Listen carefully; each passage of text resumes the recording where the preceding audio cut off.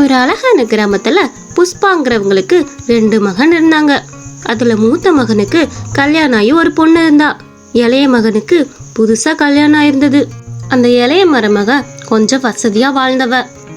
இங்க பாரு மருமகளே, இங்க இருக்க வேலையெல்லாம் நீ தான் இழுத்து போட்டு செய்யணும். என்ன, இந்த குடும்பத்தோட மான மரியாதை எல்லாத்தையும் நீ தான் கட்டி காக்கணும். உன்னோட பெரிய அக்கா இருக்கால, அவகிட்ட கேட்டு எல்லாம் தெரிஞ்சுக்க.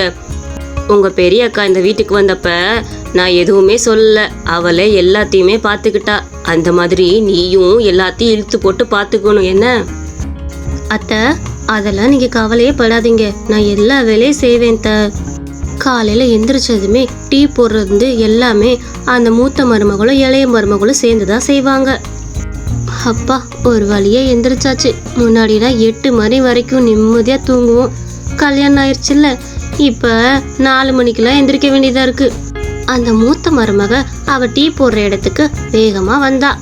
அடடே செல்வி, காலையிலே எந்திரிச்சு டீ போட வந்துட்ட போல. ஆமாக்கா, காலையில வெள்ளனே எந்திரிச்சு எல்லாத்துக்கும் டீ போட்டு கொடுத்துட்டா கொஞ்சம் அடுத்தடுத்த வேலையை பார்க்கலாம்ல, அதுக்காக தான். அதெல்லாம் சரிம்மா, இது என்ன சின்ன பாத்திரத்தை வச்சிருக்கிற? இதுல டீ போட்டு நீ மட்டும் தான் குடிக்க முடியும். நம்ம குடும்பத்துக்கு இந்த பாத்திரம்லாம் பத்துமா? இரு, நான் எடுத்து தரேன் பாத்திரம், அதை வச்சு டீ போடு. என்ன, இப்ப பாத்தியா எவ்வளோ டீ இருக்குன்னு? இப்படிதான் போடணும். இந்த டீ எல்லாம் எடுத்துக்கொண்டு போய் எல்லாத்துக்கும் கொடு. இனிமேல் கத்துக்க. என்ன, சின்ன பாத்திரத்தை வச்சு யாருக்கும் போட்டு தர முடியாது. இந்த மாதிரி பெரிய பாத்திரத்துல பண்ணாதான் எல்லாத்துக்கும் கொடுக்க முடியும். நம்ம குடும்பம் பெரிய குடும்பம்ல, அதனால அப்படிதான் பண்ணணும். சரியாமா? இந்த டீ எல்லாத்துக்கும் கொண்டு போய் கொடு, நான் பின்னாடி வரேன். சரிங்கக்கா, நான் எல்லாத்துக்கும் கொண்டு போய் கொடுக்குறேன். அந்த இளைய மருமக எல்லாத்துக்கும் டீ கொண்டு போய் கொடுக்க போனான். பாவம், நல்ல பொண்ணு, எதுவுமே தெரியல போல. நம்ம எல்லாத்தையும் கற்றுக் கொடுப்போம் அவளுக்கு. மாமா, இந்தாங்க மாமா, டீ எடுத்துக்கோங்க. கொழுந்தனாரே, நீங்களும் டீ எடுத்து குடிங்க. குடிச்சிட்டு உங்க பொண்டாட்டிக்கிட்ட எப்படி டீ இருக்குன்னு சொல்லுங்க, அவ தான் போட்டா அன்னைக்கு. என்ன இருந்தாலும் எங்க அண்ணி போடுற மாதிரி வருமா அந்த டீ? நீங்க போடுற தனி சுவையே சுவைதான் அண்ணி. என் அண்ணி கைப்பக்கம் யாருக்கும் வராது. அப்படி சொல்லவும் அவளுக்கு ரொம்ப கோபம் வந்துருச்சு. இருந்தாலும் கட்டுப்படுத்திக்கிட்டா. கொழுந்தனாரே, அப்படிலாம் சொல்லாதீங்க, அவ போடுற டீயும் அருமையா இருந்தது. சரிம்மா, நீ டீயை கொடுத்துட்டு வா, நம்ம மதியான சாப்பாட்டுக்கு செய்வோம். இங்க பாருமா, எப்படி சாம்பார் வச்சிருக்கேன் பாத்தியா? இந்த மாதிரி திக்கா கெட்டியா வச்சாதான் இங்க இருக்கவங்களுக்கு எல்லாம் பிடிக்கும். நீயும் கத்துக்க. என்ன, தண்ணி மாதிரி சாம்பார் வச்சா இங்க யாருமே தொட்டு கூட பார்க்க மாட்டாங்க. சரிம்மா, சாம்பாரை நான் இன்னைக்கு வச்சுட்டேன், நீ போய் தண்ணி மட்டும் பிடிச்சிட்டு வரியா? எனக்கு கொஞ்சம் வேலை குறையும் இல்ல. சரிங்கக்கா, நான் போய் தண்ணி பிடிச்சி கொண்டு வரேன். நீங்க சீக்கிரம் சாதத்தையும் வச்சிருங்க. என்ன, சரிம்மா, நீ போய் தண்ணி பிடி, அத்தாங்க நின்றுட்டு இருப்பாங்க. என்ன, அவளும் போய் தண்ணி எடுக்கலான்னு கிளம்புனா. அவளுக்கு அங்க இருக்கவே சுத்தமா பிடிக்கல. இருக்க பிடிக்காம பல்ல கடிச்சிட்டு அங்க இருந்தா. வாமா, உன்னதான் நான் எதிர்பார்த்துட்டு இருந்தேன். சீக்கிரம் இந்த தண்ணி குடத்தை தூக்கிட்டு போயிட்டு அடுத்த குடத்தை எடுத்துட்டு வரியா? வேமா பிடிச்சோம்னா வேமா போய் சாப்பாடை போடுவோம்ல. அத்தை, என்ன அத்தை, இங்கெல்லாம் குடத்துல பிடிச்சி தண்ணி தூக்கிட்டு போறீங்க? எங்க சிட்டிலலாம் நாங்களாம் ஆட்டோமேட்டிக்கா மோட்டரை போட்டு மேலே தண்ணி ஏற்றிடுவோம். சிரமமும் இல்லாம இருக்கும். நீங்களும் அந்த மாதிரி பண்ணிக்கிட்டா சிரமம் இல்லாம இருக்கும்ல. அப்படியெல்லாம் பண்ணுனா இங்கே சோம்பேறித்தனமா அதிகமாகும். இந்த கிராமத்தில் இருக்க பெண்களுக்கு அழகே அந்த ஒல்லியாக இருக்கிறது தான். அவங்க எப்படி அப்படி இருக்காங்கன்னா, இந்த மாதிரி தண்ணி குடம் தூக்கி வேலை செஞ்சு தான் இதை கெடுத்துக்கிட்டு நல்லா குண்டு பூசணிக்கா மாதிரி ஆக போறியா? சொல்லு. நீ குனிஞ்சு நிமிந்து வேலை பார்த்தாதான் உடம்பு பெருக்காம ஒல்லியாக இருப்ப, இல்லைன்னா நல்லா பூசணிக்கா மாதிரி ஆயிடுவ. பார்த்துக்க. அப்படி சொல்லவோ அவளுக்கு கோவம் வந்துட்டு வேகமாக அந்த தண்ணி குடத்தை தூக்கி இடுப்பில் வச்சுட்டு கிளம்பிட்டா. என்னங்க, உங்ககிட்ட கொஞ்சம் பேசணுங்க. காலையிலேருந்து என்னைய ரொம்ப நீங்கள் இன்சல்ட் பண்ணிட்டு இருக்கீங்க. காலையில் நான் கொடுத்த டீ நல்லா இல்லைன்னு ஏன் சொன்னீங்க? உங்கள் அண்ணி போடுற டீ மட்டும் உங்களுக்கு நல்லா இருக்கு, நான் போடுற டீ நல்லா இல்லை. அப்படி நான் சொல்ல வரலம்மா. அண்ணி முன்னாடி இருந்தே டீ போட்டு கொடுத்துட்டு இருக்காங்க. இப்போ அவங்க டீ நல்லா இல்லை, உன் டீ நல்லா இருக்குன்னு சொன்னேன்னா ரொம்ப சங்கட்டப்படுவாங்க. அதுக்காக தான் அப்படி சொன்னேன். என்ன இருந்தாலும் அண்ணி தானே இந்த வீட்டுக்கு வந்தாங்க. அப்பனா உங்க அண்ணியவே தூக்கி வச்சு கொண்டாட வேண்டிதானே? இங்க இருக்கவே எனக்கு பிடிக்கல. ச்சே, எப்படா கிளம்புவோன்னு இருக்குது. நிம்மதியா நாங்க வாழக்கூட முடியல. எல்லாரும் மதியான சாப்பாட்டுக்கு இலைய விரிச்சு சாப்பாடெல்லாம் பரிமாறினாங்க. அவங்க 2 மருமகளும் மாத்தி மாத்தி பரிமாறிட்டு இருந்தாங்க.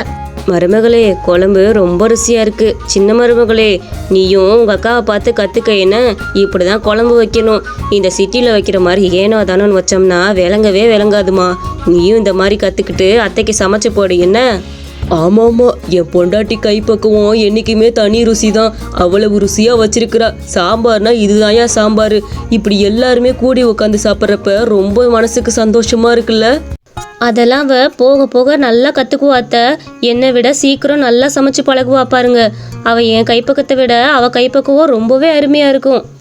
ஐ சித்தி, எனக்கா பாயசம் செஞ்சுக்கிட்டு இருக்கீங்க? அதுவும் இவ்வளோ பாதாம் முந்திரிலாம் போட்டு எனக்கு பார்க்கும் போதே சாப்பிட்ணுன்னு தோணுது. எனக்கு சீக்கிரம் செஞ்சு கொண்டு வாங்க சித்தி. நான் நல்லா ருசிச்சு சாப்பிடுவேன் இந்த பாயசத்தை. ஆமாம்மா, உனக்கு தான் பாயசம் செய்கிறேன். நீ எல்லாத்துக்கும் எடுத்துகிட்டு போய் கொடு. என்னங்க, நான் ஒன்று சொன்னால் கேட்பீங்களா? எனக்கு இந்த வீட்டில் இருக்கவே பிடிக்கலங்க. உங்கள் அண்ணனோட பொண்டாட்டியை மட்டும் இந்த வீட்டில் ரொம்ப தூக்கி வச்சு பேசுகிறாங்க, என்னை மட்டும் தாழ்த்தி வச்சு பேசுகிறாங்க. எனக்கு எப்படிங்க இங்கே இருக்க தோணும்? அப்படிலாம் இந்த வீட்டில் உன்னை யாரும் சொல்லியிருக்க மாட்டாங்க. என்ன சொல்லியிருப்பாங்கன்னா, அவங்கள மாதிரி இருன்னு வேணா சொல்லியிருப்பாங்க. உன்னை யாரும் இங்கே தாழ்த்திலாம் பேசலை. இன்னொரு தடவை இந்த குடும்பத்தை விட்டு வான்னு சொன்னேன்னா நான் மனுஷனாவே இருக்க மாட்டேன் பார்த்துக்கோ. என்ன ஆனாலும் விட்டுட்டு நான் வரமாட்டேன். அப்போ இப்படியே இருங்க. நான் இன்னும் 2 நாளில் எங்கள் ஊருக்கு நான் கிளம்பி போயிடுறேன். நீங்கள் உங்கள் அண்ணி உங்கள் அண்ணன் கூடயே சந்தோஷமாக இருங்க. என்ன? சரி, அப்பனா 2 நாளில் நீ கிளம்பி போய்க்க. இதுக்கு மேலே நான் ஒன்றும் சொல்ல முடியாது. இந்த குடும்பத்தில் இருக்கவங்க உன் மேலே அவ்வளோ பாசம் காட்டுறாங்க. ஆனால் அவங்க மேலே நீ இவ்வளோ வெறுப்பை வச்சிருக்கேன்னு எனக்கு தெரியாமல் போச்சு. அதுக்கப்புறம் உன்னோட இஷ்டம், நான் சொல்கிறதுக்கு இல்லை. அன்னைக்கு நைட்டு சாப்பாட்டுக்கு நல்லா பூரி போட்டு கொடுத்துருந்தாங்க. எல்லாரும் அந்த நிலா வெளிச்சத்தில் உட்காந்து சாப்பிட்டுட்டு இருந்தாங்க. அத்தை, மாமா, எல்லாரும் நல்லா பார்த்துக்கோங்க. பூரி நிறைய இருக்குது. உங்களுக்கு வேணுங்கிறத கேட்டு கேட்டு வாங்கி சாப்பிடுங்க. என்ன? இதெல்லாம் நீ சொல்லணுமாமா? அதெல்லாம் நாங்களாம் வாங்கி சாப்பிடுவோம். இந்த நிலா வெளிச்சத்தில் உட்காந்து சாப்பிட்றது தனி சுவைதான்ல. அடுத்த நாள் அந்த இளைய மருமகளுக்கு ரொம்ப உடம்பு சரியில்லாமல் இருந்தது. படுத்த படுக்கையை விட்டு எந்திரிக்கல. எந்திரிமா, என்னாச்சு? ஏன் இப்படி படுத்து தூங்கிட்டு இருக்க? அக்கா, எனக்கு ரொம்ப உடம்பு சரியில்லைக்கா. தலையெல்லாம் சுற்றி பாரமாக இருக்குதுக்கா. நைட்லேருந்து என்னால் எந்திரிக்க கூட முடியல. அந்த அளவுக்கு உடம்பெல்லாம் சோர்ந்து வருதுக்கா. காய்ச்சல் வேற அடிச்சுக்கிட்டு இருக்கு. கவலைப்படாதம்மா, நீ இந்த டீயை வாங்கி குடி. நான் எல்லா வேலையும் நீங்க பார்த்துக்கிறேன். நீ எந்த வேலையும் செய்ய வேணாம். என்ன? நீ நிம்மதியாக படுத்து தூங்கு. மதியானம் வந்ததுமே ஆஸ்பத்திரிக்கு போவோம். மருமகளே, இந்த ஆட்டுக்கால் சூப் இருக்கு, அதை குடிச்சேன்னா உனக்கு நல்லா தெம்பா இருக்கும். உங்க மாமா இருக்கார்ல, அவர் தான் வாங்கி கொடுத்துட்டு போனாரு. நல்லா ஆட்டுக்கால் சூப்பை வச்சு கொடுங்க, அப்பதான் அவளுக்கு சரியாகும்னு சொன்னாரு. பரவாயில்ல, உன் மாமா உன் மேல ரொம்ப பாசமா இருக்காருப்பா. அத்தை மதியானம் ரசம் வச்சிருக்கேன், சாப்பிடு. என்ன? இப்படி பார்த்து பார்த்து அவளை கவனிச்சுக்கவும் அவளுக்கு அவங்க மேல ரொம்ப பாசம் வந்துருச்சு. அக்கா, அத்தை, உங்க 2 பேத்தையும் நான் என்னமோ நினைச்சேன். ஆனா நீங்க என்னை தாய் மாதிரி கவனிச்சுக்கிறீங்க. நான் ஏதோ உங்களை தப்பா புரிஞ்சுக்கிட்டேன். மன்னிச்சிருங்க அக்கா. அத்தை, நீ மன்னிச்சிருங்க. இனிமேல் அப்படி பண்ண மாட்டேன். இனிமேல் இந்த கூட்டு குடும்பமா நம்ம சந்தோஷமா வாழலாம். அதுலேருந்து அவங்கள பிரித்து கூட்டிட்டு போறதை விட்டுட்டு அவங்க கூட சேர்ந்து ரொம்ப சந்தோஷமா வாழ்ந்துகிட்டு இருந்தா. என்னதான் கூட்டு குடும்பத்துல சண்டை வந்தாலுமே அனுசரிச்சு போறதும் அந்த கூட்டு குடும்பத்துல இருக்கவங்க தான். அதனால எல்லா உறவோடையும் சந்தோஷமா வாழணும்னு நினைங்க.